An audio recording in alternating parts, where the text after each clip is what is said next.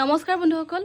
সকলোলৈকে ৰঙালী বিহুৰ বহুত শুভেচ্ছা থাকিল আৰু এই ৰঙালীৰ ৰঙতে আৰু এটি ভাল খবৰ আপোনালোকক দিবলৈ ওলাইছো মই উপস্থিত আছো লাবণ্য বাবুৰ ঘৰত আৰু CBSEৰ যেহেতু ৰিজাল্টসমূহ কালি ঘোষণা কৰা হ'ল আৰু এই পৰীক্ষাত আমাৰ লাবণ্য বাবুৰ নাতিনীয়েক অম্বিকা দাসে খুব ধুনীয়াকৈ শিক্ষাৰ্থীৰ আচলতে পাছ কৰিছে তিনিটাকৈ বিষয়ত লেটাৰ পাইছে খুব কষ্টৰে লাবণ্য বাবুৱে তাইক পঢ়াই শুনাই অকণমান আগবঢ়াই নিয়াৰ ক্ষেত্ৰত সফল হৈছে গতিকে আজি বাবুৱে কিবা আষাৰ ক'ব নেকি যোৱাকালি ৰিজাল্ট শুনি মোৰ বহুত ভাল লাগিছে আৰু এইখিনি পাবগৈ বুলি মই ভাবিছিলোঁ যদিও তাৰমানে কালি বেছিকৈ মোৰ বিশ্বাস হ'ল তেওঁ যে মোক ফাঁকি দি থকা নাই মানে